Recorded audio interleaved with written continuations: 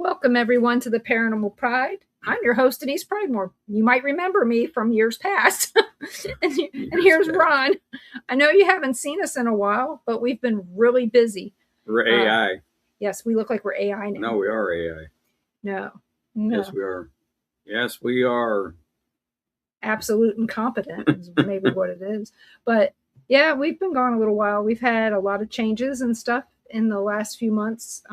Some of you knew that my sister passed away and my nephew passed away, which we're going to his funeral this weekend. And so it's been, hey, Michael and Susan. And so it's been a little strange not having a show. And then also in the beginning of the year, our kids moved here from South Carolina. So we've had a lot of, we got all 4 grandkids here and 3 of the 4 kids here. And so, but it's nice to be back. And there's Karen too. Yep. She even came to visit for a little while. Hey, Tom. Hey, Mom. You say it's Michael? Yeah, Mike Roberts and Susan Roberts. Oh, okay. Mike and Susan. So our first guest tonight for... Oh, okay. I see it now. You know, this is something different. You know, this is our my 11th year with the Paranormal Pride. Yep.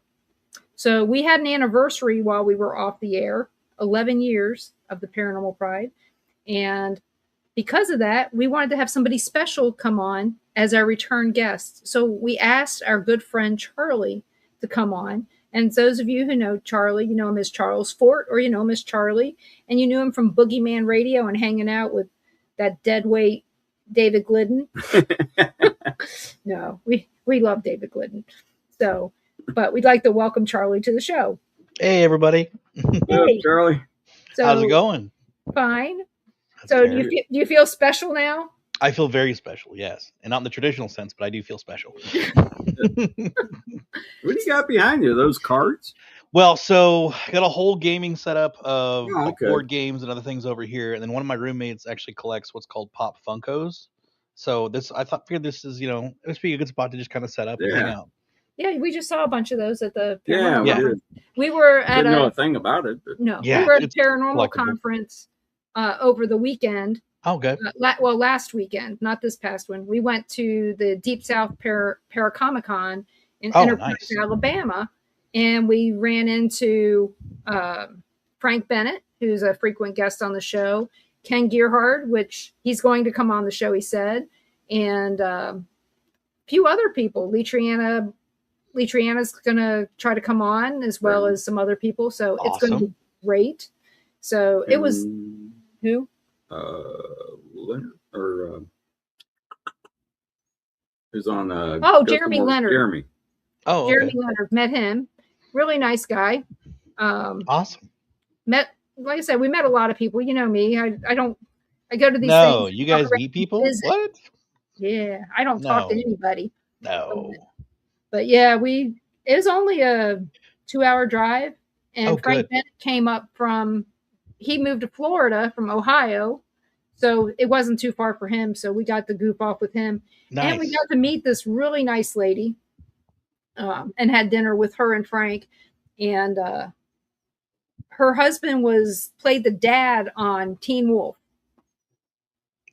The second one. Oh wait, no, the first one. The first one was Michael J. Fox. My mind went somewhere else, but that's awesome. That's really cool. Yeah, but he was also on F Troop. For those of us who remember F Troop, I can't say I know that one. No. I'll tell you, I don't know that one.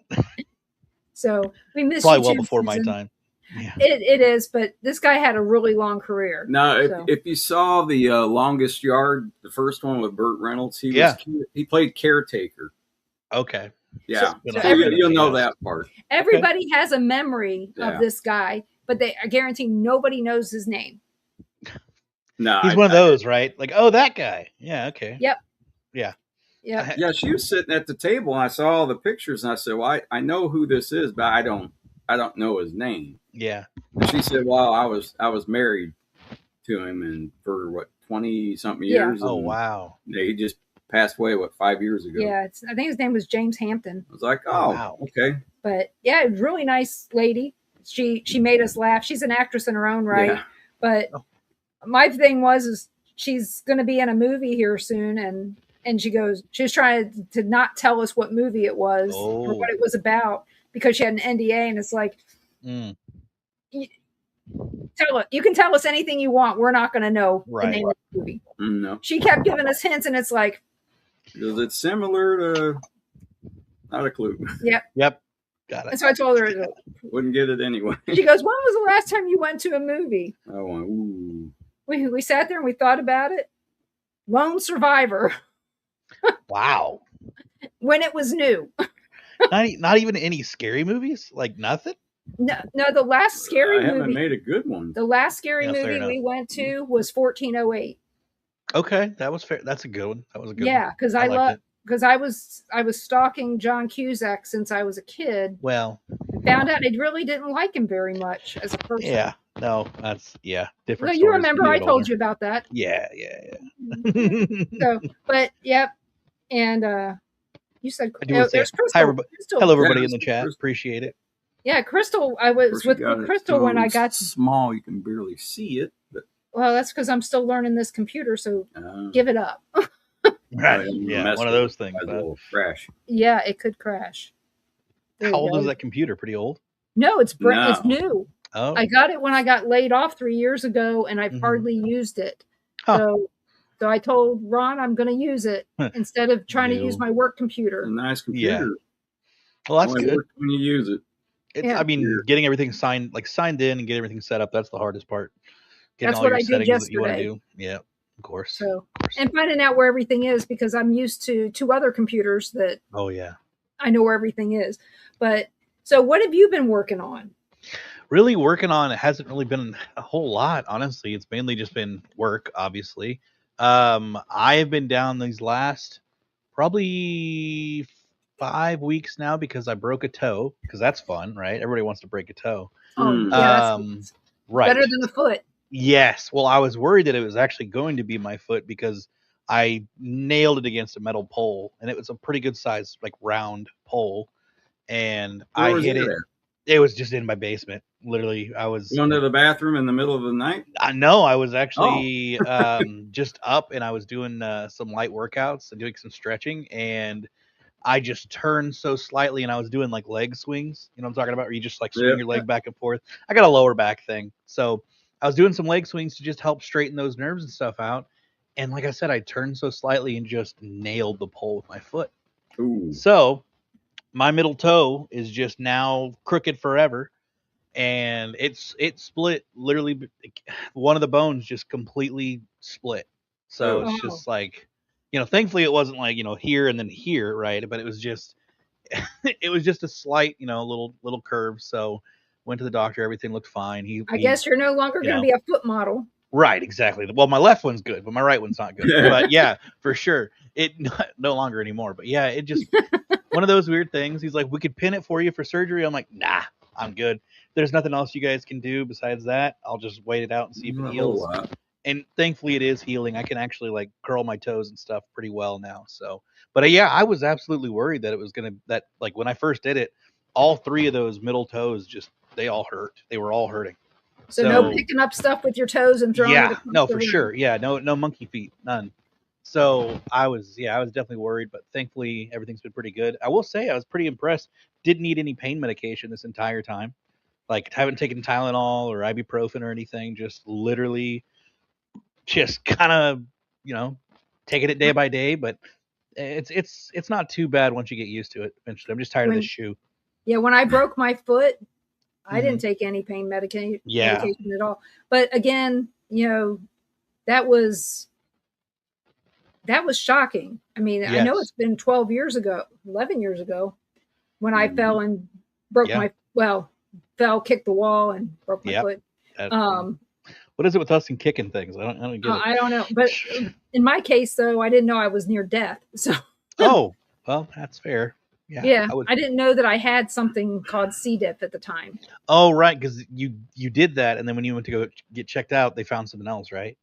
Is that what it was? Yeah.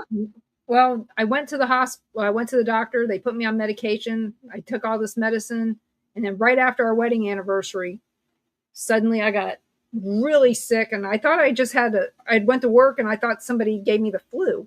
Yeah. And I came home, and overnight just got really sick. and passed out in the bathroom. And you've seen my bathroom at that house. Yeah. I'm surprised I didn't hit something else. Yeah, no, for sure. Hit the wall. And I mean, I was bruised up and down my side. It was horrible. But yeah, it's not good. All I heard was boom. Oof. Not good. Not good. And he comes in there and he's going, "Are you okay?" And I go, "I'm just laying here. I'm just laying here. I'm just taking a minute." Yeah, it's totally normal. Absolutely. Hey, Dara's here too. Hey, Dara. So, but yeah. Breaking a foot sucks. And wearing the boot is the worst thing ever. Yeah, like I said, I was worried, but thankfully that was not the case, and I haven't. I haven't been on my motorcycle in that time too, so it's kind of like, dang it. And I literally just bought a new one, like just bought one. Yeah, and I haven't been able to ride it, so it's like, gosh darn it, it's just sitting in that garage, just like, ride me. No, I can't do that yet. Yeah, but I do have a doctor's appointment literally a week from now.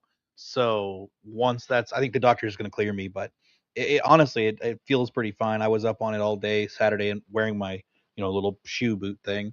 And I didn't feel like it didn't give me any pain. Like, cause when you're standing on it for a while, it kind of, it will hurt after a while, but I didn't feel like that. So I think I'm getting really close to the end. Well, thankfully. Good to hear. And yeah. So which do you prefer, breaking your toe or your elbow? Well, my elbow is just a small, like, not a stress. What is it called? Just like a small little crack. What are those called? Stress fracture. Yeah, stress fracture. So that wasn't as bad as compared to my toe. So I don't think it took as long to heal. But yeah, so in that sense, I definitely preferred the elbow over the toe, because I mean, I'm not able to walk. Sucks. I can still get up and do things with this hand just fine when my other elbow was broken. But yeah, that was I mean, shoot, I put on a fireworks show like the same night that I broke my elbow. So it was like, yeah, I'll definitely take the elbow over the toe. The toe that happened, I had a cane. I was limping around. Like, it was not fun. You're going, this is what it feels like to be old. Yeah, I was like, man, I hit that old point real fast. Well, yeah, exactly. So I'm just, and then having the back issues too. It's just like, one thing after another. Can we just it's like after I hit 33, like just, it was either 30, yeah, 33. Cause no, it'd be 32. After I hit 32, things just like, going that steady downhill. And I'm sure once I hit 40, it's going to go even faster. That's probably how it's going to go. I hope not. I was going to say, so I was thinking, like, since I broke my elbow and the toe literally in a 1 year's time, right? Same month. I was like, maybe I'm just like making up for all the things that I should have broke as a kid.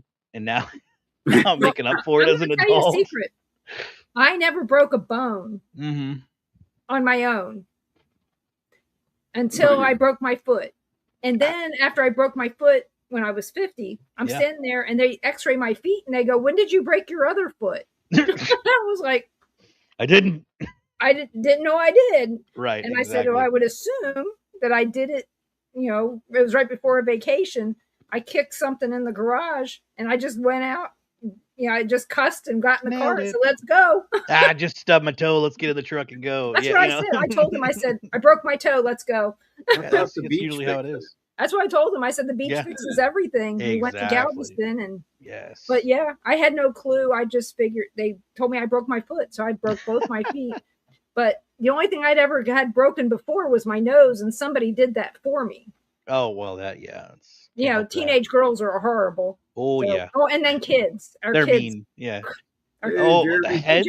Yeah, for sure. Heads coming back and slamming in the face. Yeah. Every one 100%. Of my kids broke my nose. Oof. Four of them. That's one thing I got to watch. So my sister's had 2 kids. Well, one of them's like 6 now, but she just had a new one, Wesley, and he's a squirmer. He moves around a lot.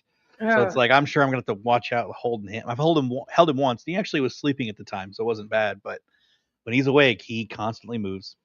Hold them to the other side, to a side, one side or the other. Not okay. Because that way, if they hit anything, they'll hit your shoulder. It might hurt them, but it won't hurt you. That's very I don't need a nose displacement either, or any broken teeth. Oof, no thanks. So So what have you been working on? I mean, you're working with David on the Midwest Mystery Tour. Can you tell us about that? Because I know you guys did it last year. Yes. So we've done it, I want to say 2 or 3 years now. Yeah, I want to say it's like 3 years. And I would say he's the main mastermind behind all of it because he gets the locations, he has the experiments. I'm really there just help and moral support, right? Like, but we have a lot of fun doing it. So yeah. It's our 3rd year. I won't be able. Here's the sad thing. So this investigation that we just did last weekend, it wasn't so much for the Midwest Mystery Tour. It was more of a just kind of like little cherry on top to get things started. We went to a place called the Bates County Museum down in Butler, Missouri. Yep. Mm-hmm. And Dave's been there, I want to say 5 times now. That was my 2nd time. And I'll tell you, like it's something, something to do with poor farms, right? I've been to several poor farms now that have been haunted, which are beautiful locations. And it was turned into a museum. They do a great job. There's 2 schoolhouses out back. One's like 1901 and then one's a little bit older. We were investigating in both of them. The main schoolhouse, the 1901, I think the first time I was there, we had a couple very interesting ghost box sessions. It's been a while since, it's been like over a year now for that, but it's still a great location. The second time, when we were upstairs that first time, there's one big giant room with a lot of things on display.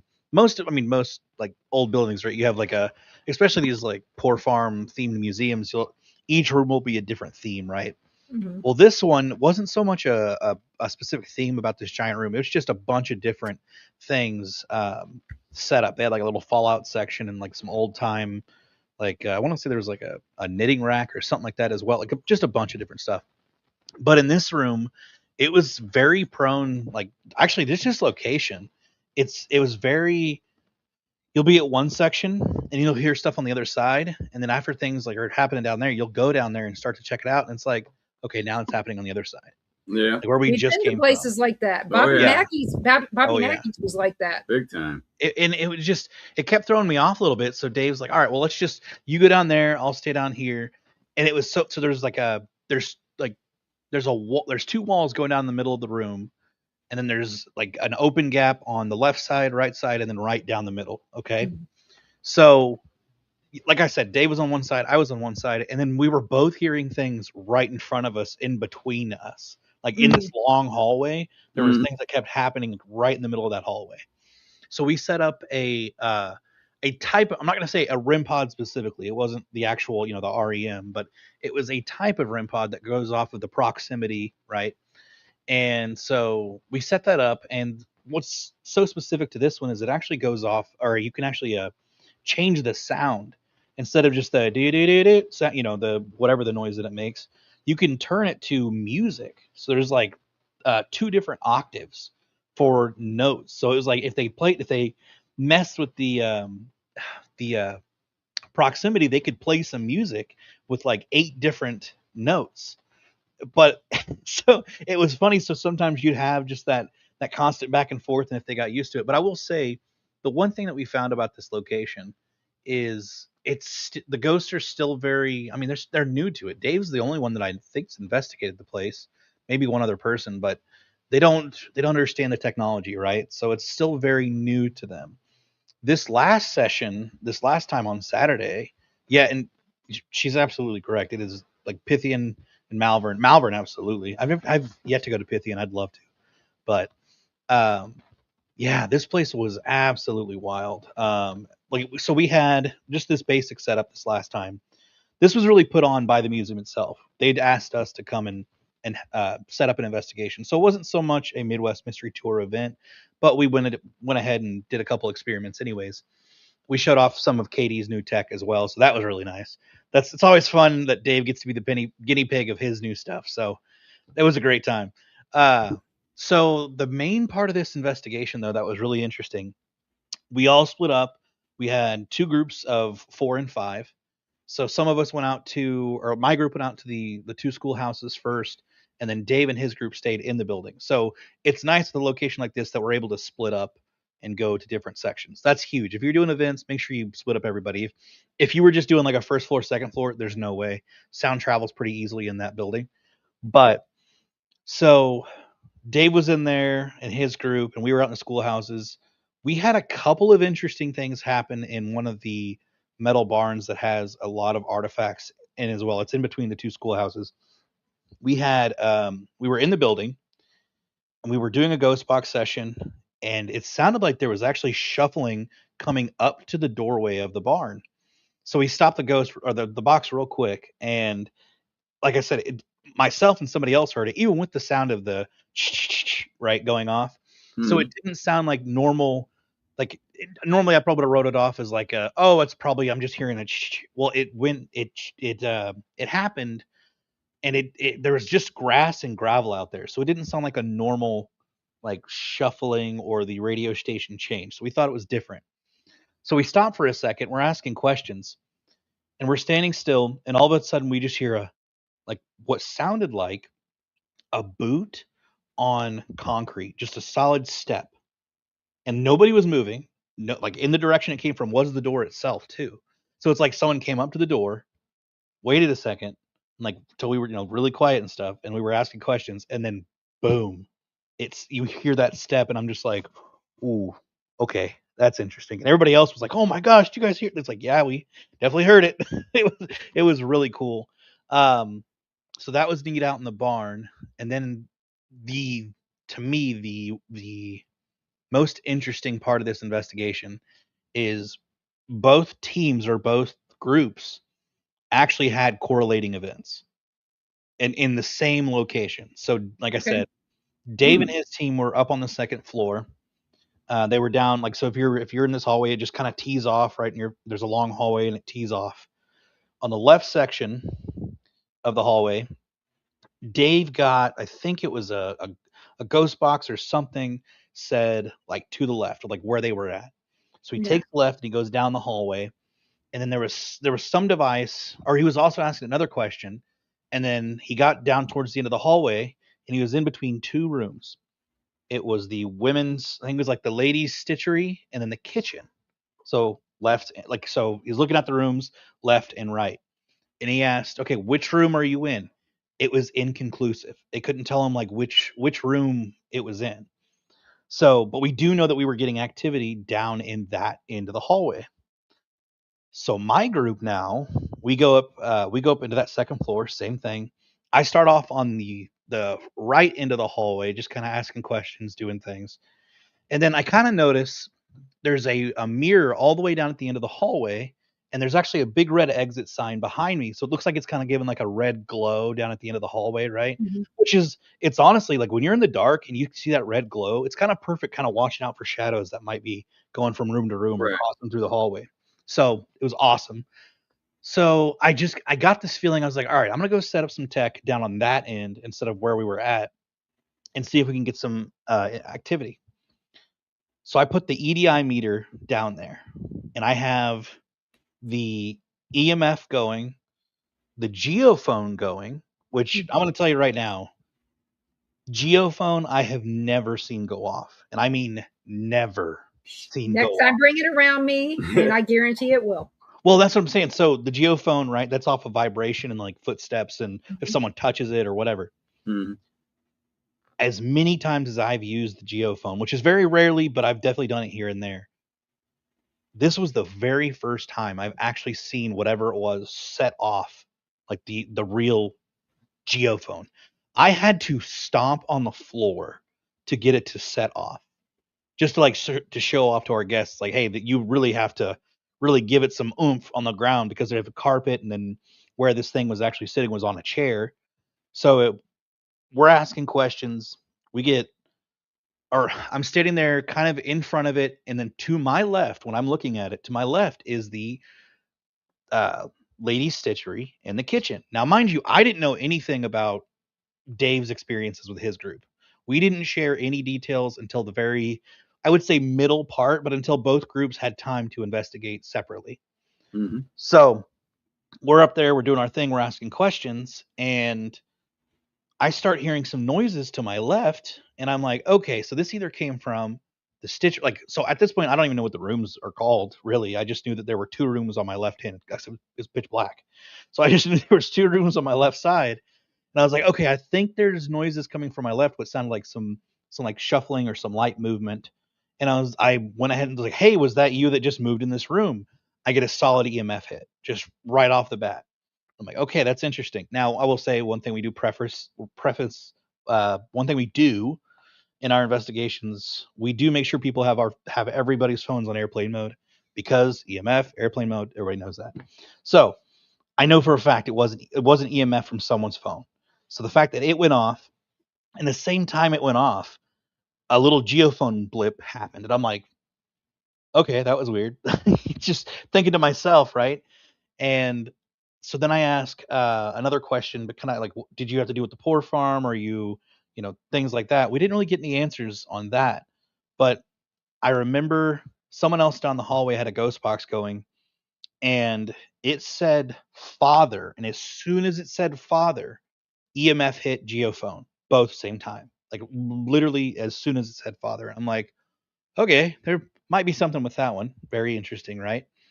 So the fact to me that we were getting movement setting off the geophone, EMF hit, someone's phone said father, and it's the same end of the hallway that we were getting activity in. Oh, and I also asked, which room are you in, the ladies' stitchery or the kitchen?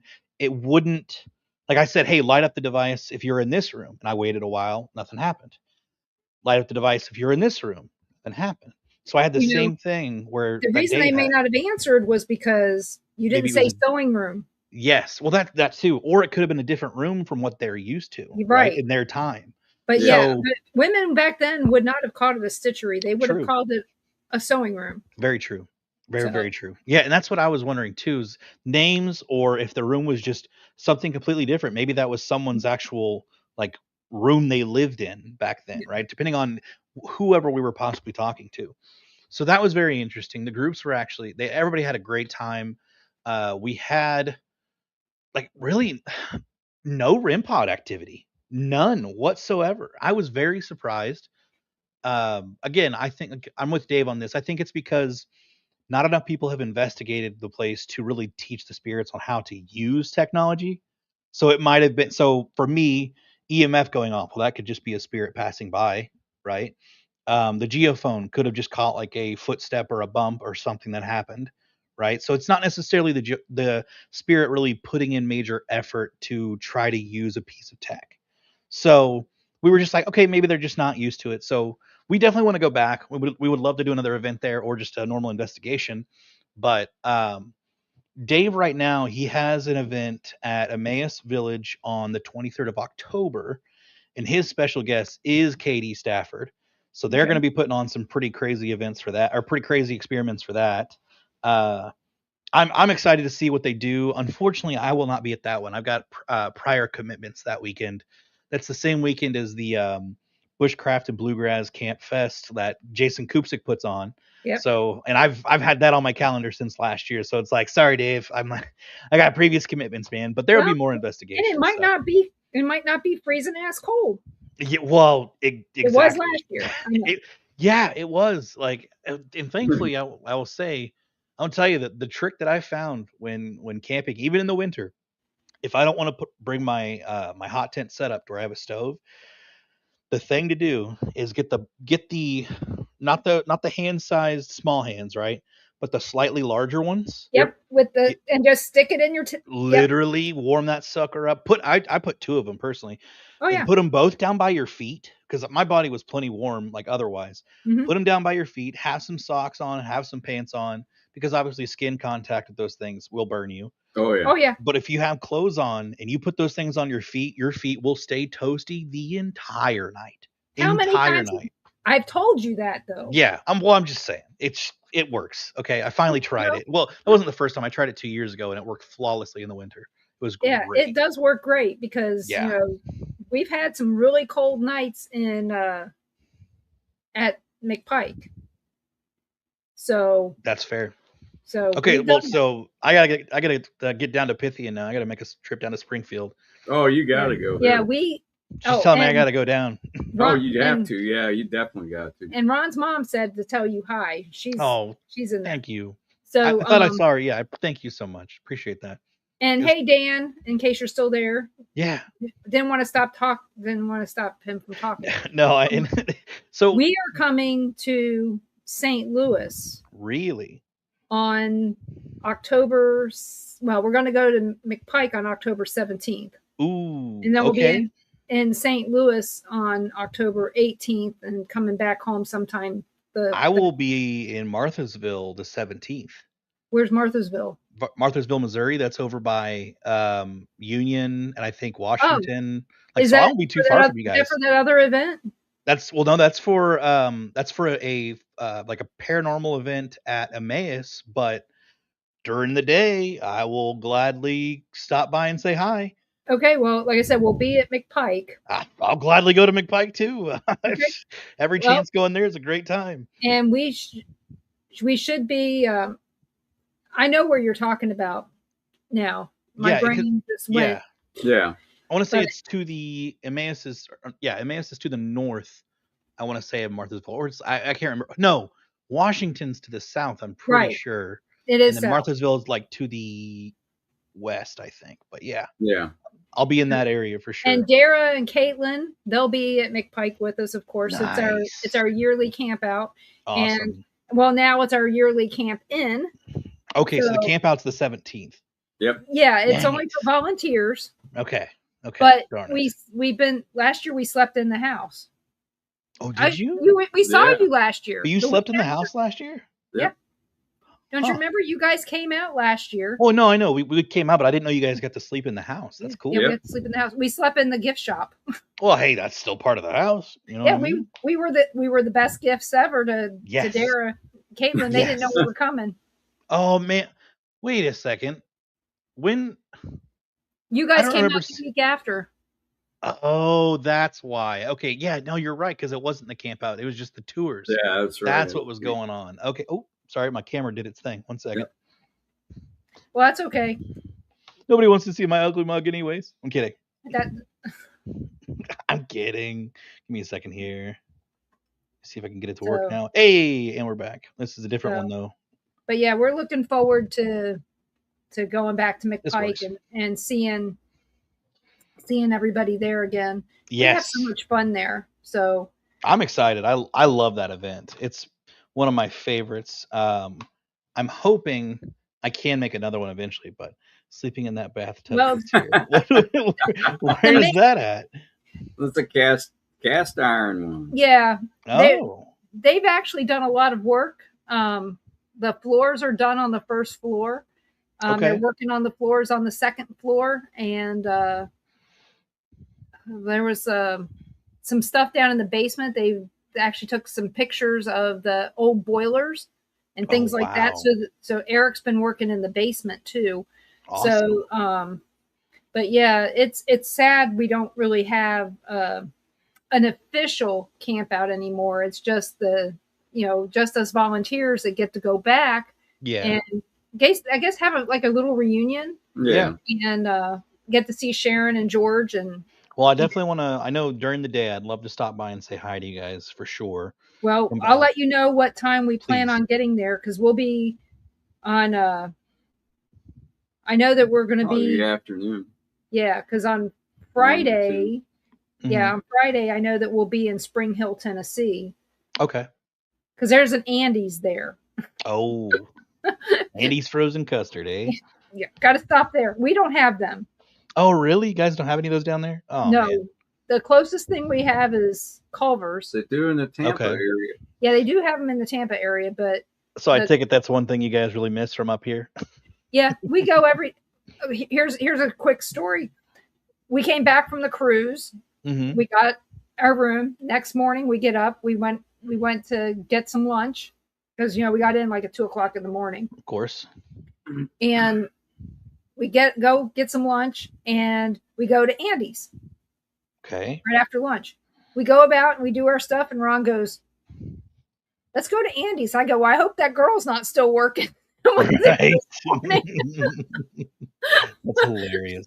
So we had Andy's twice. We took my cousin. Yeah, or my cousin's kid. The next day we took her. So I think we went 4 times in 3 days. Oh wow! Hey, you know what? 4 hours. I don't know. It is Andy's is really good. I will tell you. I don't know if you guys might need to help me settle this or side against me on this. I don't know. But speaking of somewhat not actually ice cream, Andy's is an ice cream, but this is ice cream. What is your idea? Like, what is your belief on Brahms? How do you guys feel about Brahms? I like Brahms ice cream. I mean, I do too. But they're different. They're we different. Don't have no, for sure. Somebody was just telling me it's better than Cold Stone, and I'm like, I don't know about that, but okay. Well, as far as that's concerned, I can get into a Brahms and get ice cream without waiting. Where at Cold Stone, I can't find hardly any of them, and when I do, there's a line out the door. Yeah. Oh yeah. Well, that just tells me how good they are. Worth the price. I don't feel that's it's true. Worth the price. The price is up there. But I will say Brahms has the best. They're one of the few that still has marshmallow. Yes. So you can have a real really marshmallow tuxedo with chocolate chip ice cream. And that's me. Good. And Ron, he likes their ice cream. And Ron's dad always used to buy the Brahms ice cream when they lived in Arkansas. And that was get in their freezer. That makes sense. So we got used to it, and so either he loves it or hates it. I'm kidding. No, Brahms is good. Yeah. I like it too. Every time I stop by. Nowhere close. I mean, and I worked for my first job was ice cream scooper, so I'm really picky about ice cream. You know a thing or two about your ice cream, that's for sure. Missouri, area. And we actually took my sister and her family to Brahms in Oklahoma when we went down there. Back in 2018. Okay. When my lung collapsed and stuff. Well. So we took them there, and we took them to Whataburger, and that's the only thing they talk about is. Yeah. We met you. This is where you took us. It was great. They love Whataburger and they love Brahms. But like I said, they're different, and it's yes. And it's also different when you go to Culver's versus Andy's. Absolutely. Oh yeah. It's just there's more. I think there's more combinations I can get though at Andy's. I would agree. Yeah, Andy's to me is perfected. I would, in a sense, they have perfected the art. So, what is your favorite thing to get there? Oh my goodness, I'm such a basic person. I really love. If I'm gonna make a concrete, I love getting just vanilla concrete with. Give me hot fudge, marshmallows, and waffle cone pieces. And I used to do cherry, but I was like, I'm gonna kind of stray away from that. But nowadays, honestly, I just prefer getting the hot fudge shake. But it's got to be the vanilla ice cream with the hot fudge. It's not the chocolate ice cream with the hot fudge. No. It's got to be vanilla and hot fudge always. So Charlie, you got an invite for the historic Fremont jail. Oh, when is that? Yes, I would love to go. 17th, I think. September 17th. Yeah, we were invited. We can't go because we're going. Donna's. Well, we had all these funerals and stuff, and then we're going to St. Louis in October. We just can't get another trip in there. That's hilarious. The reason why is I'm actually going to Malvern September 11th. Oh, September 19th. September 19th. Okay, I could probably swing that. Let me see. And funny that you should say September 11th. That was Donna's birthday. No way. My sister, yeah. Oh my goodness, that's nuts. You're going to Malvern when? September 11th. Yeah, Koopsik was like, "Hey, let's go. Hey, do you want to go to Malvern this year?" I'm like, "Absolutely." So we're gonna go the 11th, and it's funny. Josh he said he'll give us a before the investigation at Malvern. He has enough time because he's going to a concert or something that night, so he won't be with us at Malvern. But he wants to give us a tour of the Fremont County Jail as well. So our Fremont, is it Fremont County? Is that what it is? That's. Did he just got County? Did he just buy that, or he just got that? Yeah, they just got that not too long ago. He's had some live sessions there, but I'll tell you what. About it. Yeah, I'll tell you what. I've got a friend who, I don't know if you've ever met her, Jennifer Neighbors. Have you ever met her before? Sounds familiar. Yeah, she's been to the Fremont County Jail. I want to say either twice or 3 times now, and it's like her top favorite thing. Like she loves the location. She's had nothing but great activity there. I'm trying to think what else happened that was like really like I don't know. She was telling me a story about she left a camera and a recorder in the jail. They left, came back, obviously, listened to the recorder, and they caught a male humming in the jail, like full on. Just you could hear somebody humming something. I was like, whoa, that's pretty cool. That's interesting. And Josh has had really good luck with live streams there as well, getting activity to happen. So yeah, I definitely want to go there. I'm super. Thank you for the invite. I greatly appreciate that, Mike. Thank you. Reach out to Susan and Mike. I definitely will. So that since he invited you, you can talk to him. Yeah, absolutely. I'll definitely get the deets there for sure. So that's great. I'm excited. So that means my September is stacking up now. I love it. Well, like I said, we wish we could go. It's just the timing's just not right for us this time. I understand.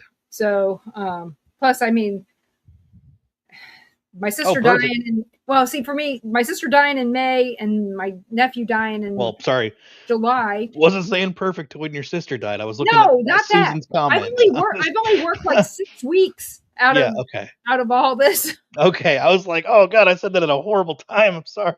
Yeah, I feel you know me, I don't take it. Things happen for a reason. All of the things, whether it's good or bad, they happen for a reason. And I was upset. I'm not getting over it. I'm getting through it. It's a part of life, right? You see that David's going too. Yep. Yeah, so that makes sense. I think I remember him mentioning that to me before, but he wouldn't. We didn't really go into discussion of when or what he was doing. He was like, "Oh yeah, I've got something the 17th." I'm like, "All right, cool." Okay, so now you do too. 19th. Yeah, exactly. Perfect. Oh yeah, the 19th. I'm sorry. You're absolutely right. It's gonna be the 17th. Yeah, I'll absolutely put that on the calendar and mark that up. That'll be a great time. Which it's next month, 19th. And Susan, when you get David there, give him a hug for us. Yes. And just for you guys all to know, David just had a birthday. Yes, he did. He's getting older. Hey, Brandon. So, hey, Brandon. Family. Hey, Brandon. I hope Anna's doing well.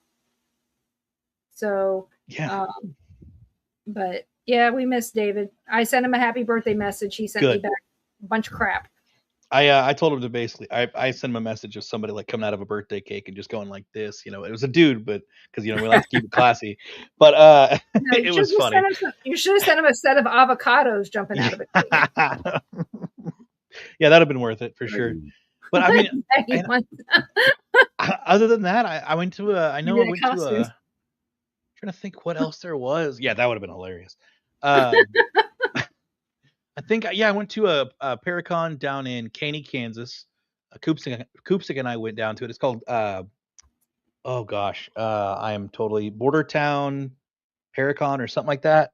It was down in Caney, Kansas. It wasn't really big. Like, it doesn't need to be really big for a Paracon, right? It was good. We had fun. And then we had a friend of ours was having a barbecue that night too, down in the area. Penn Paranormal. Yeah. So we were with them that night. We had a little Bigfoot hunt, my first one, but unfortunately, with my toe situation when that happened, it was just like I couldn't really walk around that much. So I was just like, it was not your first one. Yeah, exactly. So it was your second one. I take it. Which one was the first one?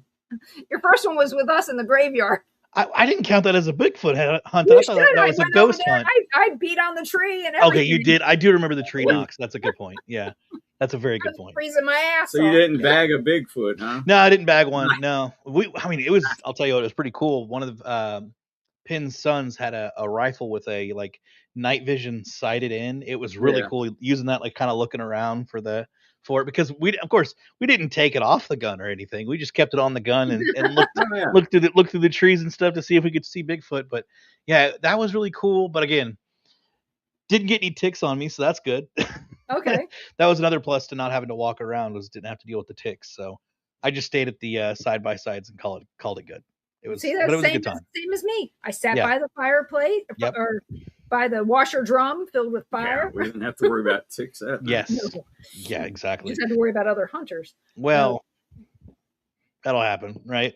Yeah. But I mean, other than that, I would say investigations here and there. I'm kicking around the idea of actually starting up Parageek Radio again, trying that because Dave right now he actually had to stop his podcast because internet signal down there is not the greatest with where he's living. Yeah. So doesn't have bright speed, I guess. Right. Yeah, exactly. So yeah, I'm kicking around the idea of doing my own thing. I know Parachum, they're trying to get me to they're really pushing me on doing something, and I'm like, all right, fine, I'll do something. Like you really should do something. I'm like, all right, well, I appreciate that. Speaking of them, and I don't know if you guys, so let me ask you this: since you guys had all the years that you spent in Atchison, did anybody investigate the Atchison Museum when you guys were involved up there? Which museum? The train museum, the one that's the train yeah. station. Okay, okay.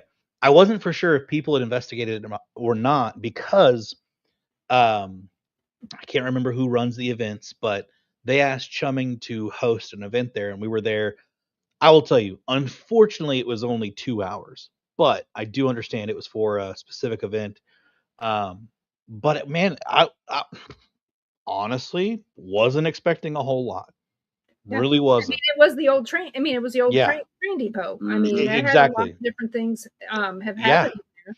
And we actually we had a lot of tech activity, and I was very surprised. Where I would think that you would have activity would be back in the museum part, where there is it's maybe the items more so than 100%. Because that other little building that's in the gift shop area, that was moved in there. Yeah, so it's funny you mentioned that. So that was where I started with my little group. And we were getting some hits in that room, but we were getting hits from what was it? It was the oh gosh darn it. It's been like a month or two since we did it. I'm trying to think what device was being used. Oh, gosh darn it. We were using something and it was setting it off, but it wasn't EMF. I think it was a REM pod. Yeah, it was a REM pod. It was being set off around the time that we started playing some music, some like I want to say it was like Civil War era music is what the kid was playing. It was, and so then it started going off. But here's the thing: I don't think the phone set it off because the REM pod I have, the kid was on the far side, and I don't remember phones setting off the REM pod's proximity antenna. I know walkie-talkies can, but I don't. Well, I don't know RF if is phones a bigger do. problem than EMF when it comes to cell phones, to be honest. Okay, gotcha. Good to know. That's why I was wondering because I couldn't remember if that's what it was. But other than that, I'll tell you, yeah, back in the museum section, we were getting quite a bit. There was well, not necessarily my group, but there was another group of ladies that were getting quite a few hits. And I mean, like even temperature change fluctuations, like cold spots, warm spots, like it was coming through. Yeah. I was very surprised. So Mary Jane has got people doing investigations in there. Is that her? I don't know if that was who that was. That's who it used to be. I mean, that's because it's no longer Maria. She left. Yeah. We know Angie's not doing it because Angie's up at the airport. So Mary Jane was the last one that I remembered, and Jackie. That's what we were told. I can't remember. Yeah, JD, one of the guys at Chumming, he told me the gal's name, but I'm pretty sure it was a single name. It wasn't. I don't think it was Mary. Like I would know Mary because I have a sister and a mom, so it's like, oh, Mary just sticks out to me. But yeah, I don't think it was Mary. But I don't know. But I mean, I've got to change something because I won't go to Sally House and I won't ever go back to McIntyre. So it's like, I gotta have some other place now in Atchison to go visit. But yeah, I'm not sure that one. But it was really cool. Like I said, I wasn't expecting a whole lot, but we actually were getting some pretty good hits. I was very, very surprised. I'd love to do like not an event, but a investigation there and check it out there where you can have better control of people's tech, like phones and things like that. And some of the places up there that would be neat to investigate with somebody who knows the history would be the the Munchnick. Okay. That one has an interesting history, and in the part but people live there still, so it's hard to get into the back part where they live. But the museum part has some interesting stuff because it was used for funerals a lot. So there's that. Well, and then what it is now. The Munchnick? No. Oh, and the Pepper Mill. It's back to being called the Pepper Mill. We investigated it when it was the Pepper Mill the first time. That is very active. And it's the restaurant on the river. So you got all the hot spots there. That's what I need to go do. I need to explore more sections on the river. I have never been down by the river there. So that spot there is where the ferry used to come across. Okay. And right down, if you look up, you go down a little and look up, that's Amelia Earhart's grandparents' house. Got it. Okay. Down below there, when the river was much narrower and the bank, there hadn't been so many floods, that's where the Finney family used to have a store, was right there on the banks of the Missouri River, was right there under where the Amelia Earhart house is. Irene. Hi. Hey, Irene, it's nice seeing you. And so that there, and then the Eva C. Cray. Okay. It looks like a Irish castle. It's white. And there's a false story that it was a graveyard, that it was the first graveyard in town, but it wasn't. It was never slated when they platted the town. It was slated for homes. It was not. So there's a false story there, but it's still got some really interesting history for the actual house and the things in the house. And there's a really stinky spirit in the kitchen. Okay. Like actual puts off smells, or? Yes. Oh, yeah. She smells bad. But she worked in the house when she was alive. And we found this out. It was broad daylight. We walked in and we were getting a tour, remember? Mm-hmm. Hey, Cassie. Hey, Cassie. It's so nice to see you, Cassie. And we just walked in the kitchen and you could just smell it. And it was like, body odor. It was That's wild. I couldn't imagine a ghost bringing on cigars, perfume, things like that. Yeah. Body odor. Woohoo. Well, I actually didn't smell it. You did. Yeah, and we had. You sure you weren't smelling Ron? I'm positive.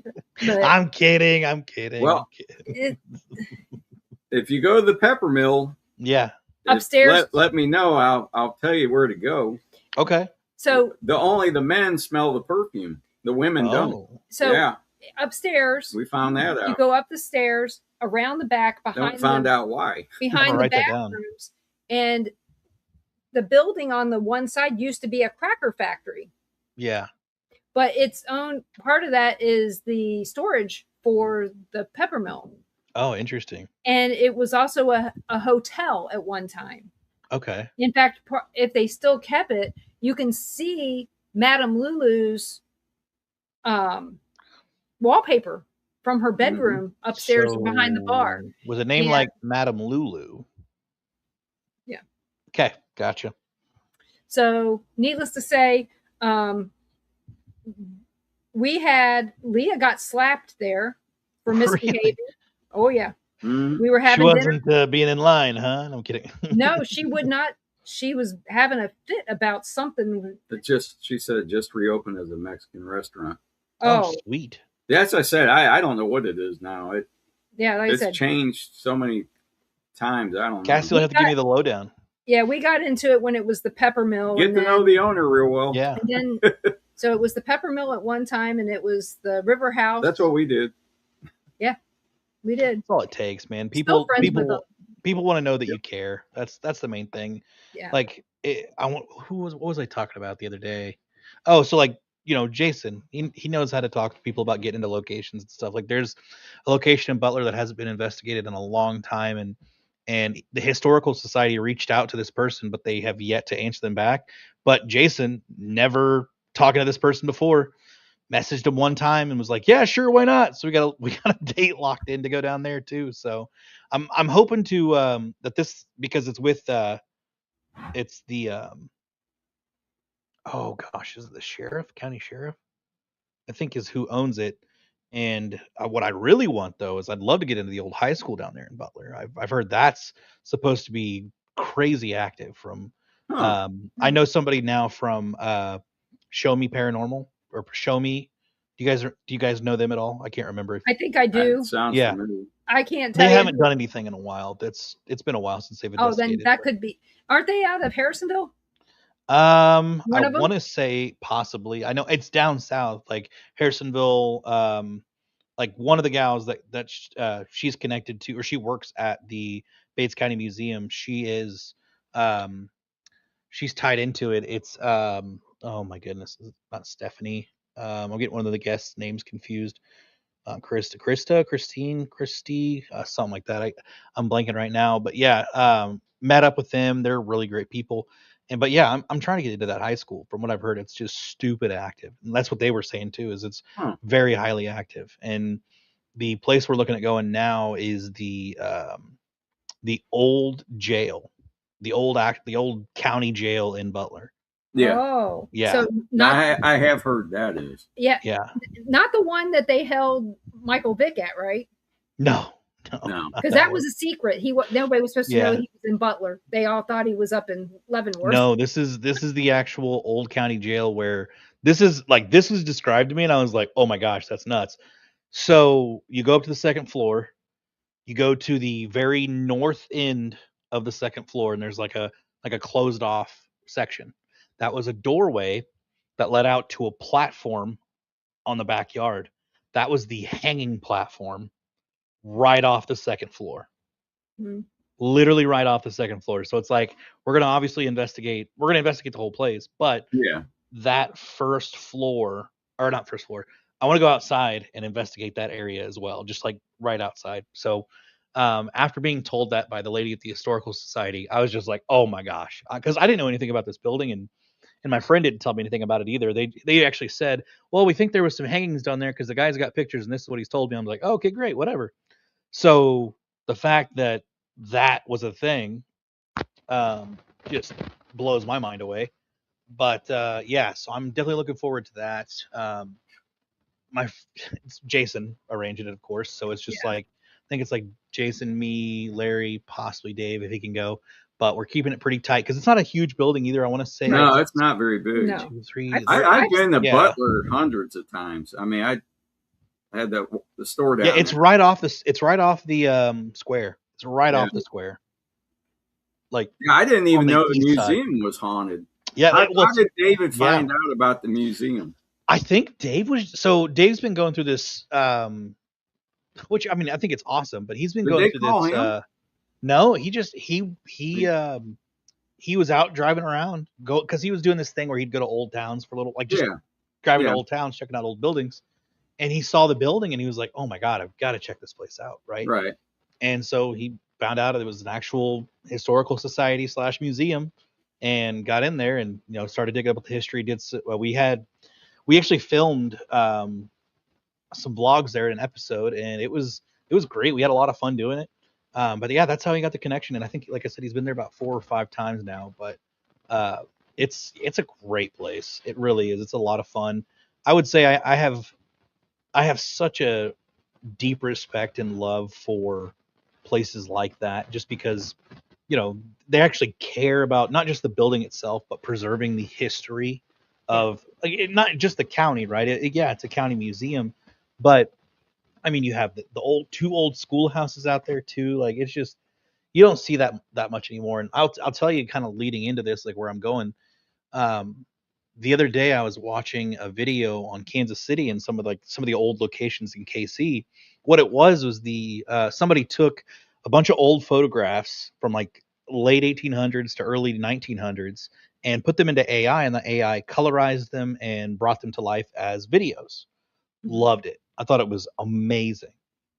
I'm watching some of the locations they're talking about, and I'm just seeing these old, amazing buildings, and I'm like, why are these not around?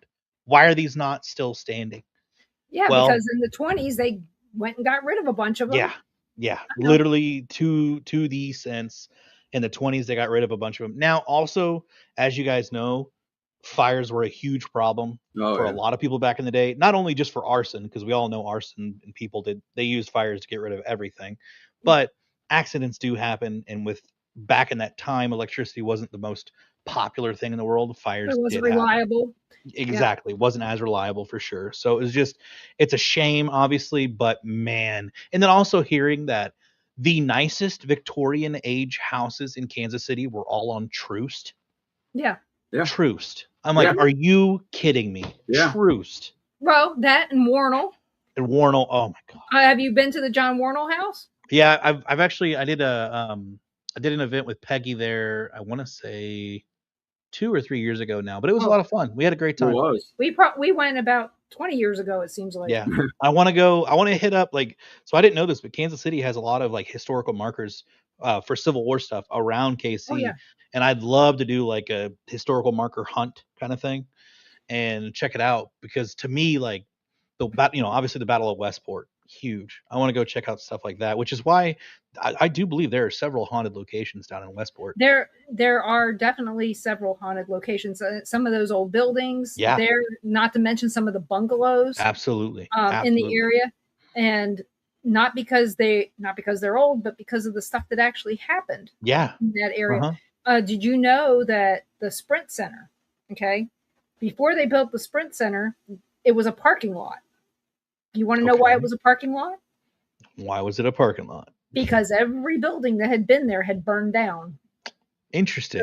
So during the Civil War, a lot of soldiers, families that were displaced because of the fighting out in where the John Warnell house is and all that, they were staying in a hotel there. Either a Union or Confederate soldier, I would have to go with probably Confederate, knew that the Union people were staying in the hotel and tried to burn it down. Oh, wow. Well, they did killed a bunch of people. They built another hotel. Somehow, some way, it burned down. Then another hotel was there, and it burned down. And so after that, that's when they go, we're making this a parking lot. And that's why there was thoughts for years that the Sprint Center would burn down because of this old history. Oh, my gosh. Well, give it time. Give it time. And that's true, Mike. The history is not as important to people as it once was. Yes, and that's because they don't want to believe that history repeats itself. Yes. And it does in so many ways that we're in denial about history, that it's going to repeat no matter what it is. Well, people's memories are so short. Like, I was actually talking to a friend of mine about this. Like with this now, right? Constant satisfaction. We could look up everything. People's long-term memory is so much shorter. We don't remember what happened, right? We don't have to remember phone numbers anymore. We don't. We really don't have to remember. We don't have to keep our brains in use like what back in the day, right? So for me, like I was saying, I definitely see a correlation where people forget things, and then the history of it repeats itself. That's where I was kind of going with it, is because people's memories are so short, we're doomed to repeat things over and over again. And I just, sorry, the one thing that I will say about Kansas City is the paranormal market feels so hard. When I say paranormal market, I don't mean like making money market, but just the being able to go talk to like location owners or people who run buildings in Kansas City. It's so difficult in Kansas City. There's a lot of it, but hard getting in. And it's because of this. They don't want to hear, or they don't want to see, or they don't want to speak. One way or another, it's we're now in the deep South. Okay. Paranormal happens every day, but we still have people that look at you like you're weird when you say, "Hey, we're having a paranormal meetup on such and such a day." What? Oh yeah. We do one every month. And we have people come, and we have people that walk up to us and go, "You're going to think this is odd." And I'm like, "No, we're not. We're one of the few people that are not going to think you're odd." Yeah. And I think that's the reason why we're making friends. We've been asked to investigate a location here, but they asked me right before my sister died. And so I'm going to get back to them after this. And because if you're hurt inside, your heart hurts. The last thing you need to be doing is investigating. Absolutely. 100%. I mean, we already know that I'm a pincushion for spirits as it is. No. I don't need to be worse. No, not at all. You don't soak up soak up your environment. No. But no, I mean, we still want to get. Never gotten scratched. No. And we still want to go down here to the lighthouse in Pensacola. Yeah. We want to go over here to, we've got so much stuff in Florida. Yeah, I've got, and that's how I feel about Kansas City. Is I've got so many places on my list that I want to go check out, or at least have conversations with these people. But it's like having the connections or knowing, because you have to know certain people, right? Hey, Amy. So yeah, it's tough. It really is. Like I'd love to get into the Folly Theater. It's still the oldest standing theater in Kansas City. Did you talk to? I want to say Bernard, but it's not Bernard. You know who I'm talking about? Rob? No. No. He says his name is Bernard Weekend on Facebook, and suddenly my brain is gone. I've interviewed him I don't know how many times. His dog, he's got a little dog. How about Bart? Yeah, Bart. Yeah, Bart. Oh, no. I mean, I haven't talked to him about it starts with a B. Talk to Bart. Okay. Yeah. He's got stories about the Folly because he was did all that equipment stuff. Yeah. And he may know somebody that can get you in. Okay. I'll definitely go through him because we had PRI was in town not too long ago. We were all around. I mean, he actually had a friend over, so he was busy with that, so I didn't get to talk to him. But yeah, the Folly is one. I'd love to check out that place. The Phoenix, which I think is like a restaurant now, but was an old hotel back in the day. And just, several spots downtown and the Bottoms. Oh my gosh, the Bottoms. Oh, well, yeah. There's something down there. And, when you said Phoenix, it reminded me of the restaurant in Lewisburg. That old Chinese restaurant. The old Chinese restaurant. That thing was haunted. And love the decorations pizza. Hometown pizza was haunted. I miss hometown pizza. That is like one of those memories that's going to be engraved for the rest of my life. I know. Hey, you know what? We just got Casey's here. Oh, I'm sorry. I know. It's like we haven't been yet, but the kids love their pizza. We did not. We didn't care. Yeah, that's fair. Ron could get lunch there anytime when he was driving. Yeah, they're everywhere. So every small town. So Charlie, where can everybody find you? And when you do come back with a show, you let us know. I definitely will, and I'll make sure to put it everywhere. But yeah, Charles Fort on Facebook is where you can find me. Obviously, I've been sprinkled in with Dave's stuff on Haunting History a little bit. So Haunting History on YouTube. And then if you want to go see some of the old podcasts I've been on with Dave, or I guess not with Dave, but a part of with Dave, would be Boogie Man Radio on YouTube. That's another great place. And then if you want to follow me, if you have Instagram, always Dream62. But that's pretty much it so far. Like I said, I'm going to get, where can we stalk you? Thanks, Cassie. Appreciate that. That's the places that it would be.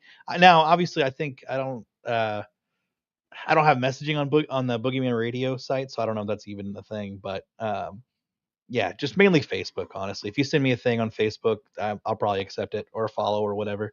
It's totally fine. And if you share other body parts with him, he's faster to share with you. Yeah, sure. Yeah, we'll go with that. But it's great to see you too, Susan. Thank you. So yeah, you guys stalk Charlie. He's always fun. If you're politically sensitive, please don't. But other than I haven't been as bad lately. Honestly, I haven't really been posting a lot on Facebook in general, but I really should. I need to do more. Everything's going so good. Yeah, well, right. That's the point. I'm just saying my adventures in general, like ghost hunting, paracons, thing like that. So, So Charlie, you hang on. Don't hang up. So I'd like to thank everybody for coming and listening tonight.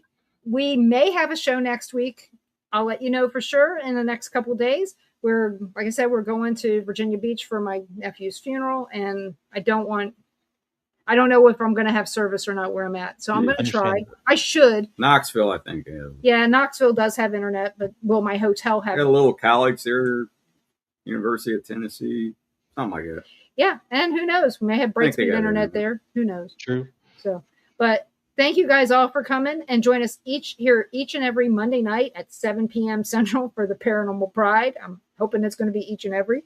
And you can catch us live on Temple of Phoenix Rising Entertainment, also with Things Network, on Bill of Rights Network, on my YouTube, on my Facebook page for the Paranormal Pride, on the Paranormal Pride YouTube, and you can watch us in replay on, let's see, where is that? Dark Realm TV. So check that out, and you can also catch me on my LinkedIn. So you guys have a great night, and thank you so much for coming, and thank you, Charlie, for being a good guest. Always a pleasure. Thank you guys for having me. I appreciate it.